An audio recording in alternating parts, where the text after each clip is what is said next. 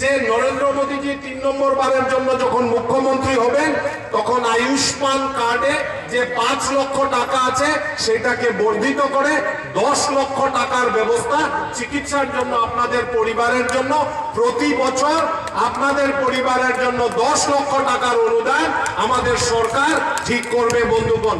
তার সঙ্গে সঙ্গে আসাম আয়ুষ্মান কার্ড জড়িত হবে।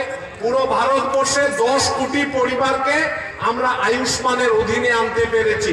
আপনাদের মনে প্রশ্ন আসবে যে আমার কাছাড় জেলাতে শিলচর লোকসভাতে কতজন আয়ুষ্মান কার্ড বানিয়েছেন। বন্ধুগণ, আমার কাছে যে তথ্য আছে বিগত কয়েকদিন আগে অবধি প্রায় 6,11,000 লোক আমাদের আয়ুষ্মান কার্ডের অধীনে এসে গেছেন। বন্ধুগণ, কাছাড় জেলাতে শিলচর লোকসভাতে প্রায় 19 লক্ষ ভোটার 19 লক্ষ লোক আছে, প্রায় 14.5 লক্ষ ভোটার আছে।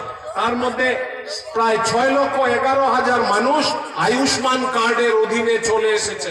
বন্ধুগণ, আজকে 3-4টা হাসপাতাল আছে কাছাড়ে, যে হাসপাতালগুলো আয়ুষ্মান রিকগনাইজড আছে তাতে আপনারা যাবেন Silchar medical college, Cachar cancer institute, Jibanjyoti institute of medical science.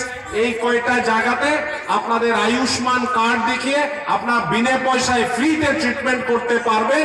এই কাজগুলো নরেন্দ্র মোদীজির আদেশে, ডক্টর হিমন্ত বিশ্ব শর্মার আদেশে এই কাজগুলো দ্রুত গতিতে এগিয়ে চলছে। বন্ধুগণ, আজকে উজ্জ্বলার কথা একটু আগে শুনেছেন।